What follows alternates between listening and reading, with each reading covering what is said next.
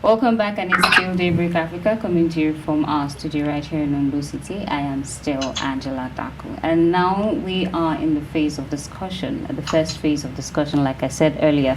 Today, our topic is Tax Reform Bill, analysis of proposed legislation. Now, the Presidential Fiscal Policy and Tax Reform Committee has recently developed Nigeria Tax Bill, Nigeria Tax Administration Bill, the Nigerian Revenue Service Establishment Bill, and the Joint Revenue Board Establishment Bill, which are currently before the National Assembly. People have been talking about the proposed bill, discussing its potential, the concerns, and the necessary changes it could bring to Nigeria's tax system. The tax reform bill, with its proposed shift in the VAT derivation formula, is no small matter. Meanwhile, the reform has the power to reshape Nigeria's tax system and, by extension, its economy. It promises to address long-standing issues within Nigeria's tax structure, with a focus on making the VAT distribution process more equitable for all regions. And right now we've been joined by an economist in person of Prince Alex. Thank you for joining us on the program this morning. Thank you so much, Angela. How are you doing? I'm fine, thank you. How are you doing? I'm doing well. I'm doing great. All right, now into the discussion proper. You know very much about this tax reform bill. Firstly, I'd like to ask and actually to know if you are for or against the bill. Okay, the ideology of either for or against the bill, I think for me, I have my reservations for and against the bill. For the bill on paper sounds nice, looks so good, but I think we'll just wait for implementation. That is against the bill, actually. Okay. If we look holistically at the bill, on paper, the whole thing is perfectly okay. But one thing with the Nigerian system, especially when it comes to bills like this, we always see issues with implementation. For instance, where are we today with the Petroleum Industry Act? What has happened over time? How are we implementing the Petroleum Industry Act? This act was signed into law, I think, around 2021, 2022, thereabout. Now, till date, what has been done? And a whole lot is just around this is promising. However, implementation will always be an issue if the right hands are not in the right maybe places. So I'll take it to be that you are for the bill then. Yes, of course I am. I'm for the bill. Okay. But until, let's say, I'm for and against the bill actually. Okay. So, yeah, for the bill, it's a very concise, precise, and a reform, and I think a form of reformation.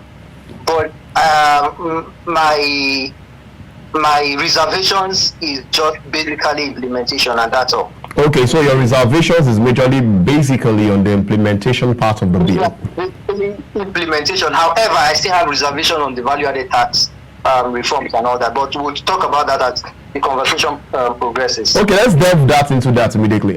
Let's go into the place of the value-added tax. You were talking about the fact that you have a bit of issue with it. What's your own particular issues with the value-added tax? Is it in the increment of the VAT from the 7.5 to 10% proposed in the bill, or the controversies that is coming up from the Northern Hemisphere and some other parts of the regions, talking about the fact that it's majorly now a consumption tax, which is going to be taken from the areas of consumption? Okay, I think from my own end, the first thing I want to point out is from I think the last meeting that was held in the House of Representatives. Okay. During the meeting, Dr. Zak Adedeji said, that is Dr. Zak Adedeji, the Executive Chairman of the Federal Inland Revenue Service. He presented a case, and his case was simply that VAT is fundamentally a consumption tax. Yeah, it is. And as such, should reflect where goods and services are consumed. Now, a very good point. But from my own perspective, that means VAT should not reflect in where goods are being produced, but should reflect where goods are being consumed. Now, if we go through the current framework, the collection of VAT across states, Lagos contributes the most. Definitely, 45%. 42%. Rivers 16% and Abuja 9%. Now the remaining percentage is cut across the remaining states in Nigeria. Yeah. So now you said that VAT is simply what's the name now? VAT is simply a consumption tax. So for that reason, since it's a consumption tax and not a production tax, it simply means that the northern hemisphere will get more VAT because of the products that are coming from the west will always find its way to the north. And when VAT is being added, the northern hemisphere can generate as much VAT as possible. Now, my reservation first is, how did they come about the calculation? Because the northern region produces more than they consume. Yeah, definitely. That's very true. That's very true. Now, the western region produces and consumes more in the western region. Yeah. So it simply means that whatever calculations and logic we are putting in place, that value-added tax is a consumption tax, as a result, the tax should reflect more where consumption is being carried out than where production is being carried out. For instance, I will say that Kogi State produces less and consume more. So when we want to talk about value-added tax, for instance, in Kogi State, we will say, okay, because consumption is carried out more in Kogi State, yeah. We are now saying, yes, Kogi State, we get more revenue, more in terms of sharing as to every other state. No, it's not happening. It's not going to happen that way. So there is definitely, here I'm having my reservations. The controversies here is not aligning at all. Now, I feel what should have been done should have been a proper sharing formula. And again, let's say if Lagos State is contributing 42% of the total collection of VAT, and let's say Lagos State is not consuming so much, so that means because Lagos State is producing more than it consumes, Lagos State will not get as much revenue as desired.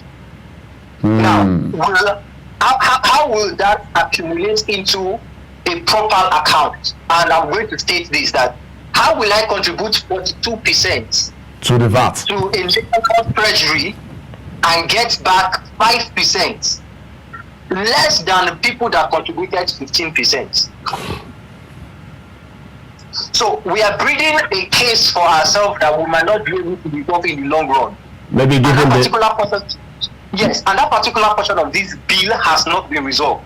In fact, reading through the bill, and I saw a whole lot of going through the bill, and I saw this particular sphere. I just said, no, it cannot really work. It can't really work. And that is my reservation so far. But let me ask you this, Alex.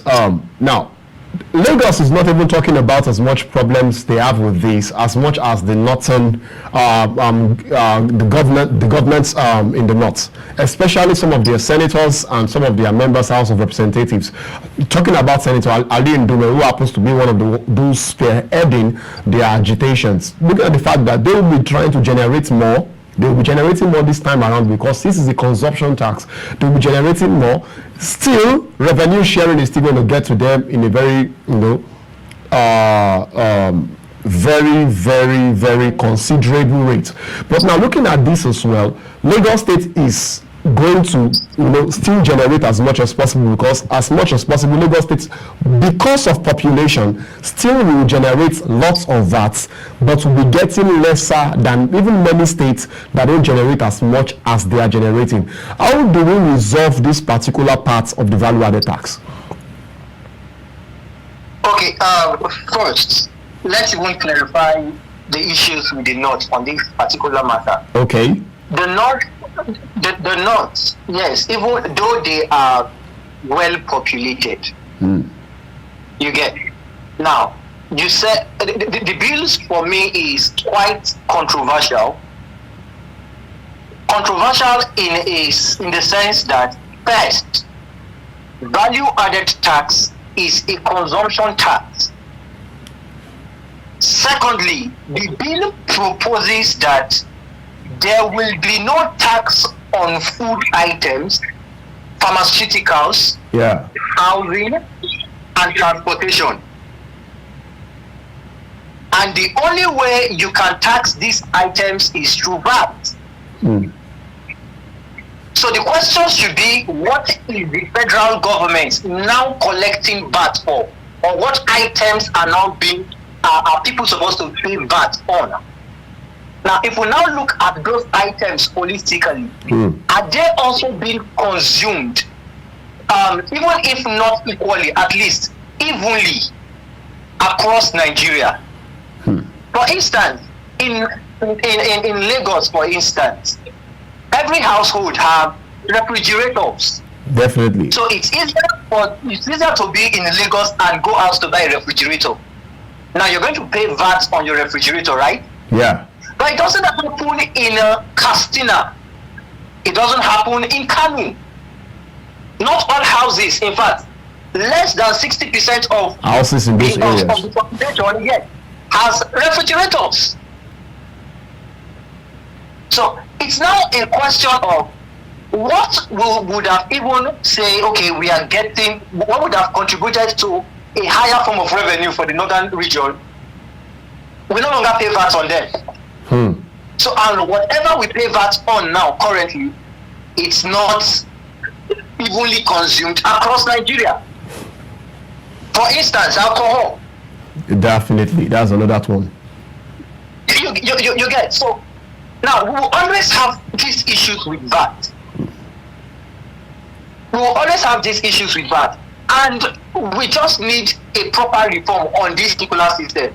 Until then, I don't feel that we have actually resolved this VAT system. It will always be a form of marginalization of the northern state as against the western states.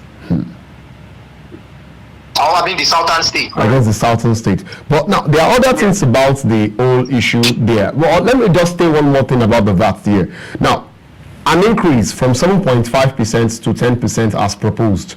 Don't you think at this time in Nigeria, we are still experiencing gross inflation? We are at 33% as we speak. And we are still looking for means to reduce the cost of living. If VAT is increased, won't it add more problems to our inflation issues? Okay, first, we will want to say that VAT is increased, yes, to 10%, which is okay. Now, but we also want to say the essential that easily takes VAT from us are no longer taxed. Okay. You understand? So, if you now want to say that from 7.5% to 10% is much, but the essentials contribute to about 80% to 90% of our daily consumptions. Okay. Housing, transportations, you understand? This contributes 90% of our daily consumption. So 90% of the day, you are not paying VAT. The only time you pay VAT is when you are being a person, you are going to buy luxuries. Do you understand? So I don't see the increment as something that bad, because the essentials are no longer being affected. Affected here. And the essentials are the most important thing when it comes to, buying foods, buying all those kind of things. They are, nowadays, who even does a lot of luxuries? If you are not in this country, you should know luxuries are bad for you. But let's look at other parts of the tax bill, actually. Let's look at the simplified tax laws, where they are merging multiple tax laws into one comprehensive framework to reduce complexity. How is that to you? It's talking about the fact that you're someone into business as well, and you're looking at the fact that you have to be taxed for this, taxed for that, but now everything is merged into one. How do you see that? Again, please come again. I didn't get you. No, we're talking about the simplified tax laws. You know, they are merging multiple tax laws into one framework, actually. Yeah. And, you know, for someone like you who's a business person, who you have to be taxed for this, taxed for that, a lot of tax at the same time just to run a company. Now you're just being taxed once, everything merged under a particular framework. How do you see that? For me, it's the best thing that has happened over time. Okay. I mean, Nigeria happens to be one of the countries that pays more in taxations. In fact, let's look at the current company income tax. Yeah. That is the CIT. Now, the companies currently, through these multiple level taxations, company pays over 40% of their revenues as tax. So, and if it's being merged into one and you are asked to pay 25%, I think that is a system that is encouraging. I mean, you're trying to grow. Can we just look at this thing from an economic point of view and see reasons why multi-level companies are currently living in Nigeria because of different level of taxation? Yeah, we've seen many companies leave actually. Yes. Now, can we also look at other aspects of the economy when it comes to local businesses? Yeah, SMEs, Swedens. Let's pick Ondo for instance. Okay. The common traders are being taxed by the states and local government, and these common traders are still paying tax to the federal government. So, at the end of the day, there's no way you can deal with inflation because every other thing will fall back on the products. So the business owner will want to always hike price to meet whatever taxations that is coming from the 3 tiers of government. I mean the local government, the state, and the executive, and the federal. So if you're looking at this, you will always discover that we have not in any way operated a healthy economic system. So merging all this multi-level taxing system into one is a potential for one. Now the second one is the fact that it has been reduced from the over 40% the common business owner pays to about let's say 25%. That is a plus, and it's business encouraging. So for me, it's as a business owner, I want to say that I'm okay with it. And don't you see any diverse effect to that? I didn't get you. Don't you see any effect? Any diverse effect to it? No. Now, I don't see any effect to that. As long as these taxations can be, as long as this money collected can be accounted for, right? So I don't see any effect to that. We can quickly get into some practical examples and see how taxations are being collected in Nigeria over time, and see that we don't operate a honest system. Okay. We have so many people evading tax these days. All I just need to do is know somebody in Federal Inland Revenue Service, and the next thing is I know I have to pay this, but I need you to just clear my name. Take 1 million naira. So instead of paying 10 million to the federal government, I'm giving an individual 1 million naira just to clear my name. That's the problem with implementation, actually. All right, but let's. We're going to cut you at this point to go for a very short break. When we're back, we'll continue with the discussion.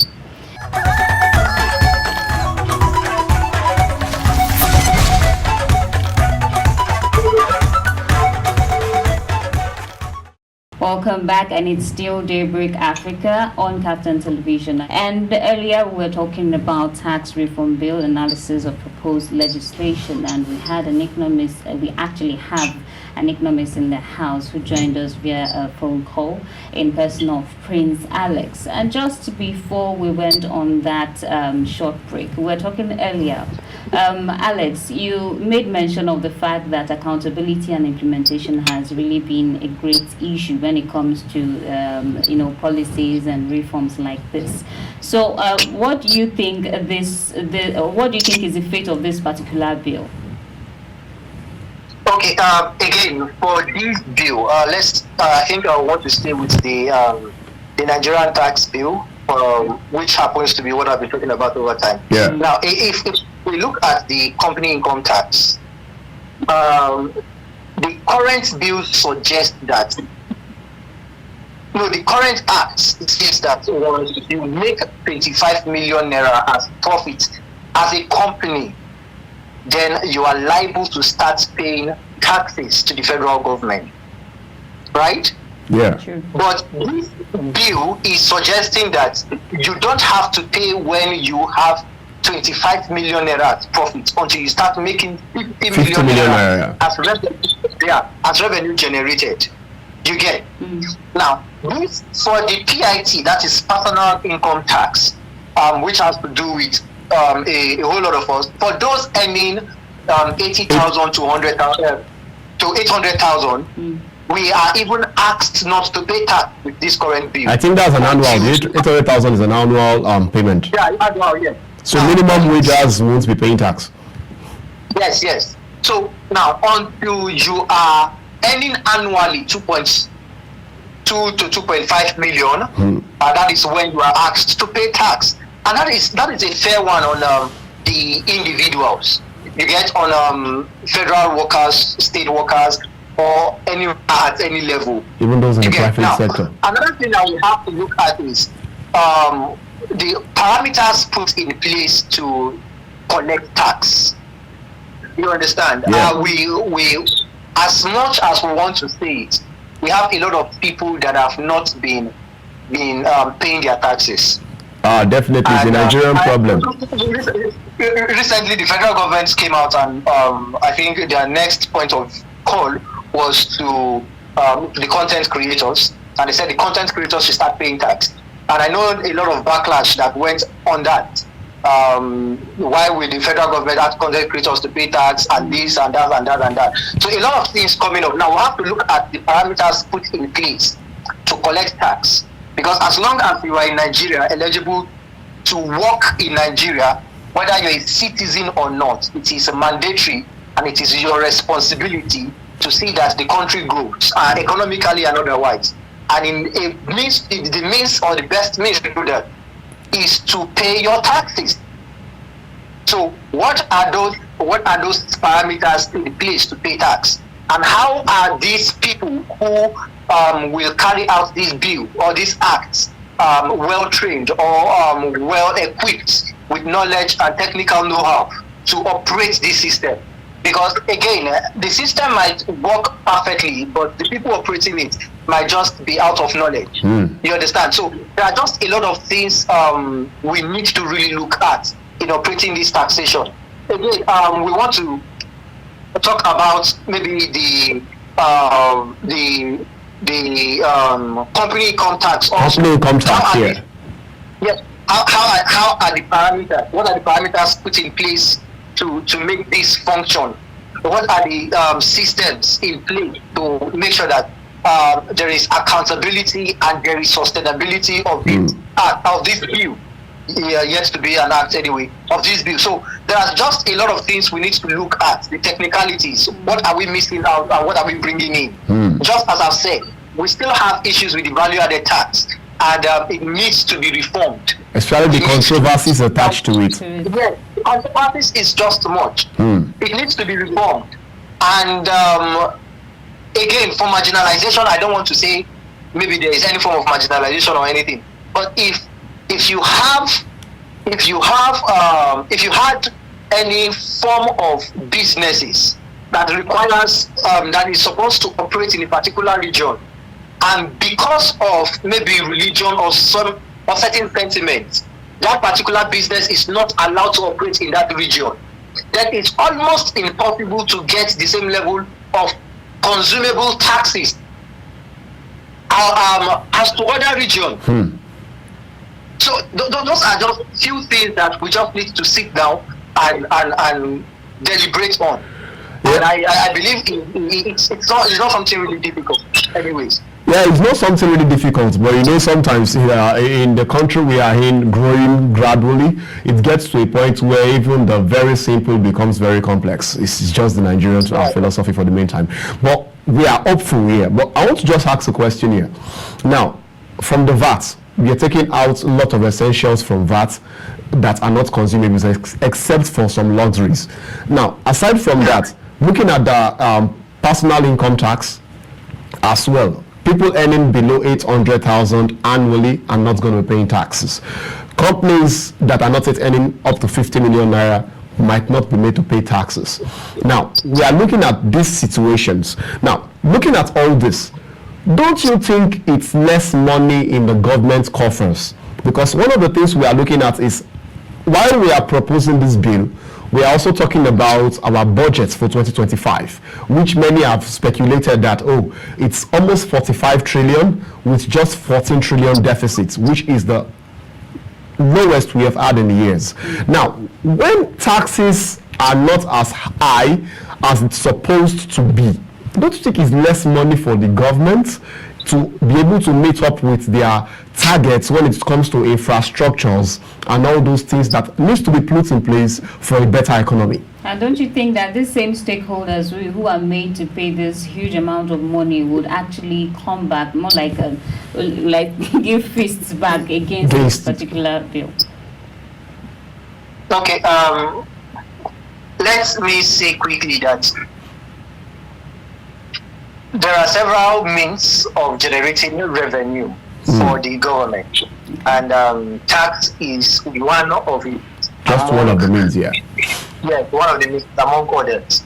So I don't want to just say that taxation is just the only means of generating revenue for the government. Now, aside that, we also want to look at the VAT and the current bill that is being proposed, that certain essential commodities should not pay VAT. You understand? Should not be taxed.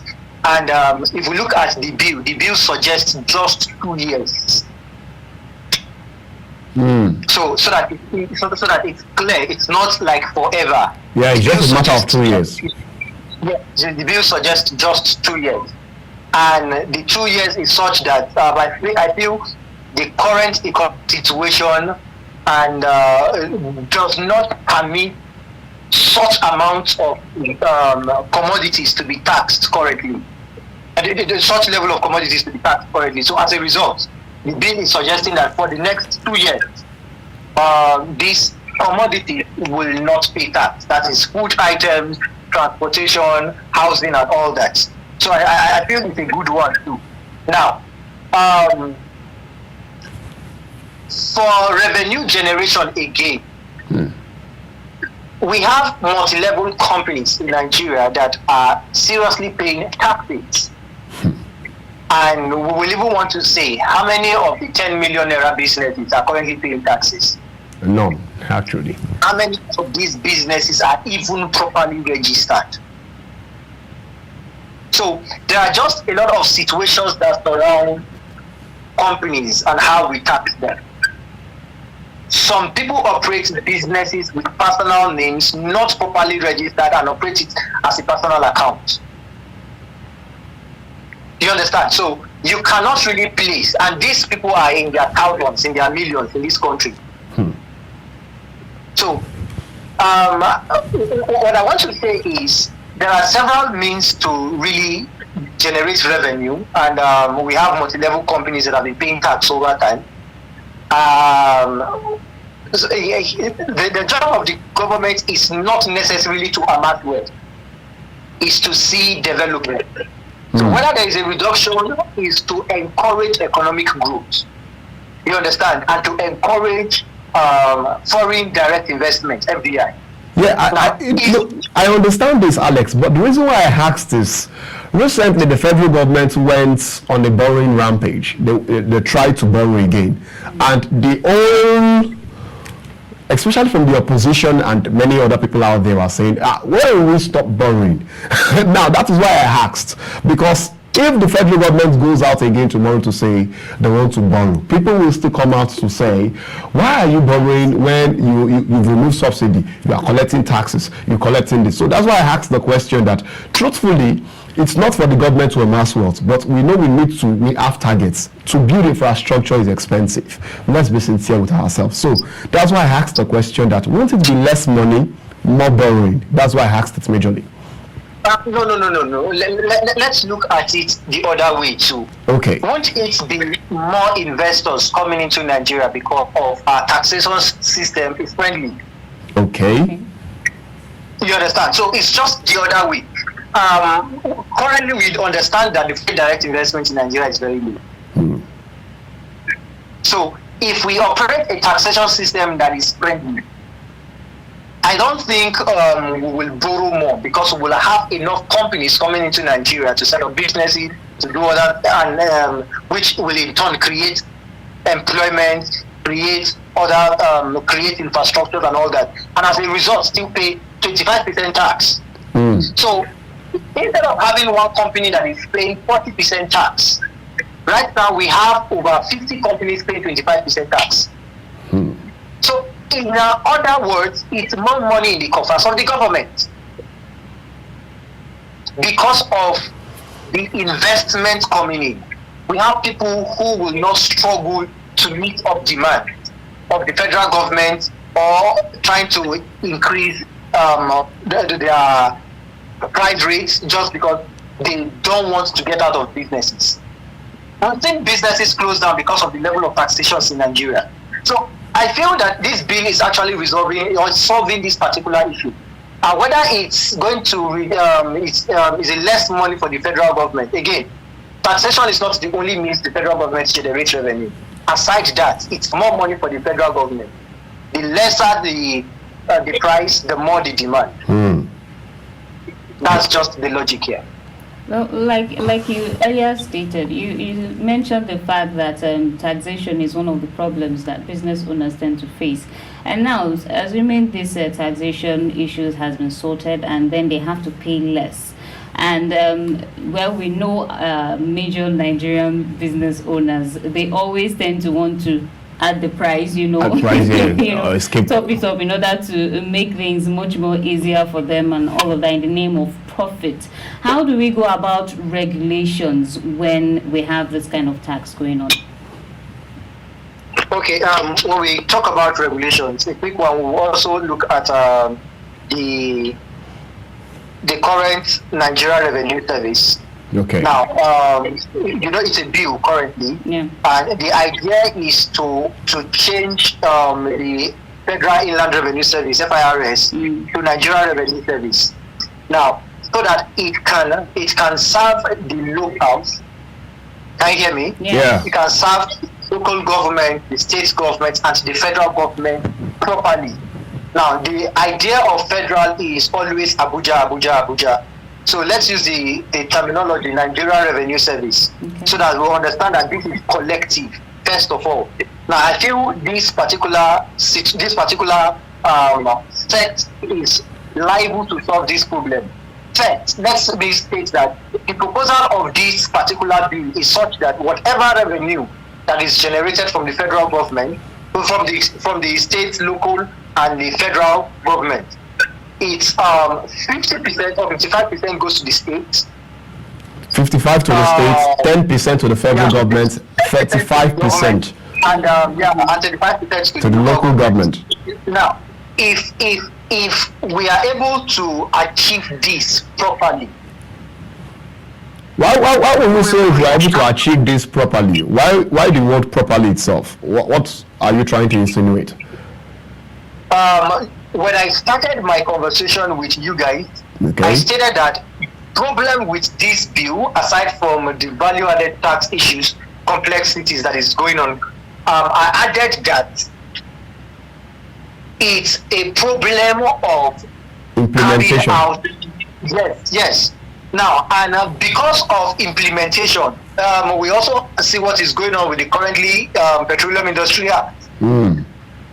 Just less implementation, and it's almost like it's not existing. So as a result, we always want to. I always want to give benefit of the doubt. Hopefully, they carry out this to the best of our knowledge and carry it out properly. Now, if this can be done properly at the state level, we should experience a decline in inflation. Okay. Yes, we should experience a decline in inflation. So there is more power in the state level. At the state level, yeah, than the federal level. Yes, that is supposed to set up a price control system. Now, the state government is not trying to generate as much revenue because they are getting the larger chunk of whatever is coming from the states. Do you understand? Yeah. 55% is going to them, 35% is going to the local government. And 10% is going to the federal government. So the state government and the local government should be able to come together, create infrastructures, build hospitals, make sure that prices of commodities are completely down. Now, in a situation where this is not carried out properly, then we will still experience hike in prices. We'll still experience a maybe a serious level of inflation. I don't want to use the word hyperinflation.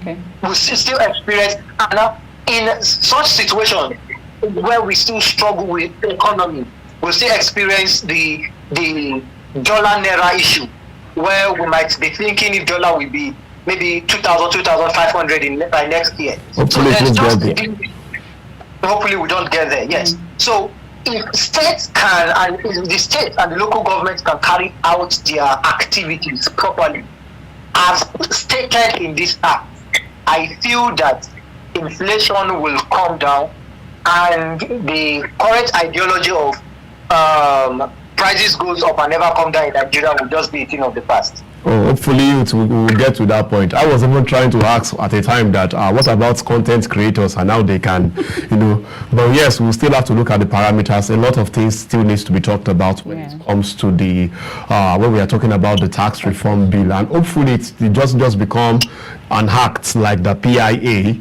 that currently is barely effective in the country today. But thanks so much, Prince Alex, for being a part of these discussions today. Yeah, thank you for joining us today. This is where we can take it and all that. And I think it's just something that we need to keep working on as time goes by. Hopefully, we'll still look at how the story unfolds and all. Thanks so much once again, Prince Alex. Thank you. I really appreciate for your time. Yeah. Anyways, this is where we'll come to a close for this episode of Daybreak Africa, and see you next time. I remain Angela Daku. And my name remains Ikhonede Joshua Yadeji. See you next time.